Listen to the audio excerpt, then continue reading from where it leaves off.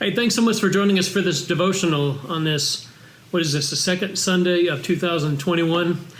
It has been an interesting week this past week, to say the least. We've had a lot of those in recent days, it seems. I'm thankful that we get to worship together this morning and that tonight we get to have a short devotional together, and I appreciate you guys tuning in for these short thoughts from me. We'll sing some songs together as we've done the past, 2-3 months, and so it's good to be with you. Hope you're doing well. You know, many of you are joining us for our Bible reading, and some of you may not be joining us. Maybe you're doing another plan on your own, or you're doing something different this year, but most Bible plans, regardless of which one you choose, are going to talk about Genesis pretty early on for good reason, and that's what our Bible reading has done. We've been walking through the book of Genesis. In fact, this morning in our sermon time in the worship, I tried to help our congregation to see how Genesis is the foundation for a beautiful story. And I hope that maybe can be helpful to us in some way. What I want to mention just briefly, though, for a couple minutes tonight is just the importance of that story for a worldview. Everybody has a worldview.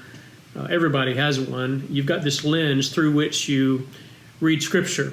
You've got this lens through which you read world events. You've got a certain way of interpreting what's going on in the world. And this last year, regardless of all the stuff that's happened, I think it's been a good time for us to kind of look at ourselves and look at the church and think about how we view what's going on. What worldview is ours. I think most of us who are Christians would say, well, I have a Christian worldview. Maybe we do. But just because we're Christians, belong to a church, and say we have a Christian worldview doesn't necessarily mean we do.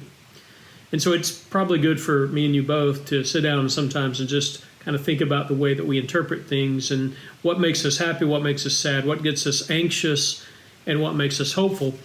And so over the past 10, 11 months or so, as we have kind of witnessed some things that have been troubling, I think it's a good time for us as a church to step back and say, okay, how has the church viewed what's gone on? How have you and I as individuals viewed what's gone on? What is our worldview? See, I think that's one of the main purposes of the book of Genesis, is to establish a trajectory that shows us what God planned to do in the world, and then we read history through that lens. And so in the beginning, God created the heavens and the earth was formless and without void, and darkness was upon the face of the deep, and the Spirit was hovering over the face of the waters, and God said, let there be light, and there was light. And God saw, the light, it was good, the evening and the morning were the first day. And you go on through the chapter, and it's just, it was good. We talked about that this morning. It was good, it was good, it was good, it was good. The point of that chapter is to show us that everything that is came into existence because of God, that God is the uncaused cause. He is the first cause. He is the sovereign, omnipotent, omniscient, omnibenevolent creator of all things. And because of that, we as Christians are different, because we believe that He is God, and that influences everything. We think about elections through that. We think about viruses through that, through division, strife, unrest, prejudice, injustice. We think about everything through that lens. What does this say to us as we read it through that gospel lens, that lens that tells us that God is the creator of all, and that God is the primary actor in everything? He is the one who is the ultimate mover. He's the one who does things. And so this is a good time for us to talk about it. First part of the year, maybe you're reading through Genesis, maybe you're not. But regardless, I'd like for you to ask yourself, okay, so how have I responded to recent events? How have I responded? With despair, anxiety, anger, optimism, hope? I think how we respond to things tells us something about our worldview. What do we trust in more than anything? Whom do we trust in more than anything to do good, to bring about the desired end? What do we trust in? And another way of asking that is, how do we respond when things go south, when things turn in the direction we don't like? As Christians, we view the present moment through the lens of the entire scope of history. That God has always acted, He will always act, that His kingdom is beautiful and powerful, and it will one day be realized in all of its glory, but not at this particular moment. We're citizens of another kingdom. Kingdom will be united with earth. That's why it's called the new heavens and new earth. This beautiful place where we'll exist eternally with God. And so we live in view of that we're citizens of a different kingdom. Just a few thoughts I wanted to share with you tonight as I've been reflecting on just observing how we all are responding and how we're all dealing with the external circumstances we find ourselves in our particular part of the world, particularly in our country. I pray that God will bless you this year. I pray that He will lead us, His church, more and more into being people who look at things through that lens, that we're citizens of another kingdom and that we're His people. He is the creator. He is the primary mover. He's the uncaused cause of all, and He is a beautiful and sovereign, omnipotent God, and we exist at His pleasure, so to speak. I hope you have a good week this week, and I pray for you that God will make Himself real and known to you in ways that are remarkable and that strengthen your faith. We're going to sing some songs here in just a second, but before we do that, let me pray for us. Father, thank you so much for a good day today. Thank you for being our God, for loving us. We thank you for being steady and constant, for being a foundation that is unmovable. And we trust in you, Lord. And in the midst of difficult times, it helps us to trust in you even more, we pray. And we love you, we thank you. In 2021, we pray that you will do your will in us. Our attitudes will be as they should. Our words will be as they ought to be. And we will do the things that we ought to do based on our love for you with all of our heart, soul, mind, and strength, and our love for neighbor as self. We ask this in Jesus' name. Amen. Be with me, Lord. I cannot live without thee. I dare not try to take one step alone. I cannot bear the loads of life unaided. I need thy strength to lean myself upon. Be with me, Lord, and then if dangers threaten, if storms of trial burst above my head, if flashing seas leap everywhere about me, they cannot harm or make my heart afraid. Be with me, Lord, no other gift or blessing thou couldst bestow could with this one compare. A constant sense of thy abiding presence where'er I am, to feel that thou art near. Be with me, Lord, when loneliness o'ertakes me, when I must weep amid the fires of pain, and when shall come the hour of my departure for worlds unknown.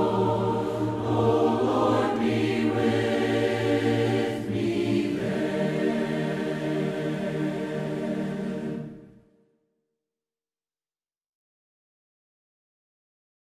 Faithful love flowing down from the thorn-covered crown makes me whole saves my soul, washes whiter than snow. Faithful love calms each fear, reaches down, dries each tear, holds my hand when I can't stand on my own.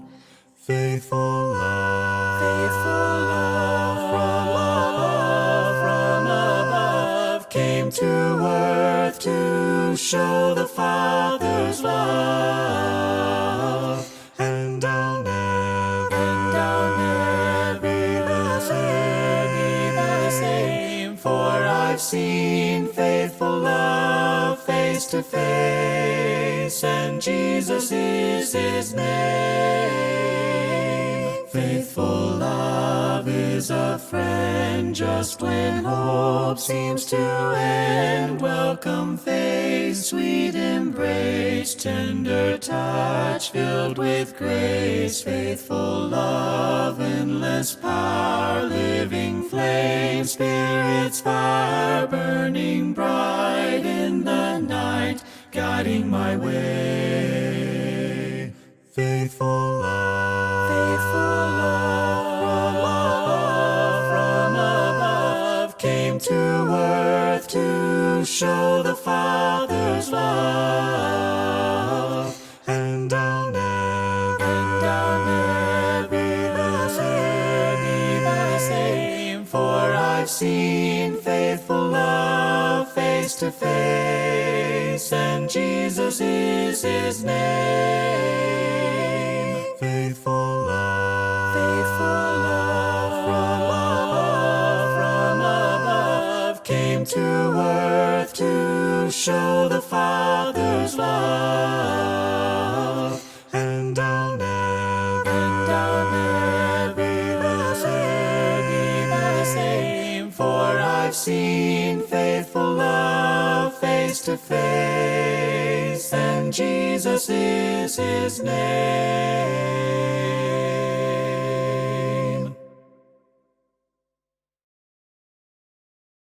God is an awesome God. He reigns from heaven above with wisdom, power, and love. Our God is an awesome God. Our God is an awesome God. He reigns from heaven above with wisdom, power, and love.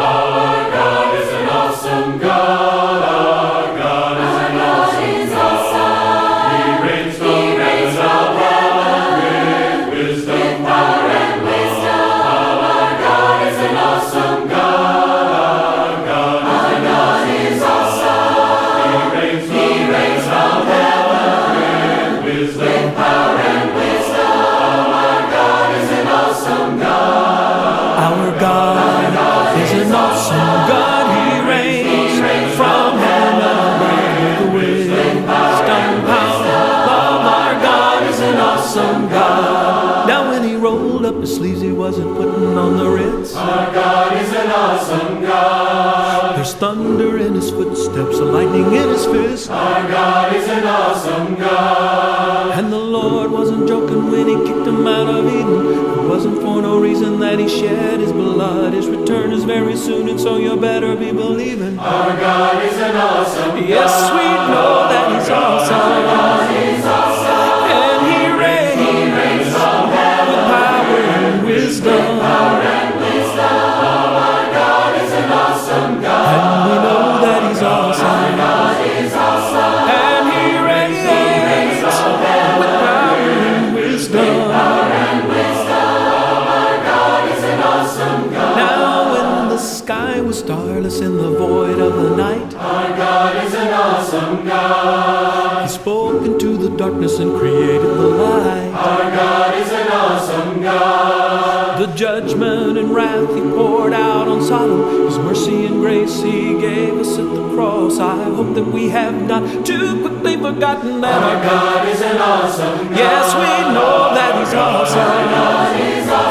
And he reigns with power and wisdom. Our God is an awesome God. And we know that he's awesome. And he reigns with power and wisdom.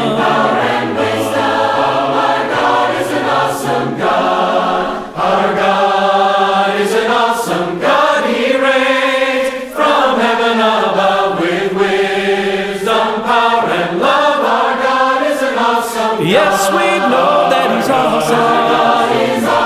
And He reigns with power and wisdom. And we know that He's awesome. And He reigns with power and wisdom.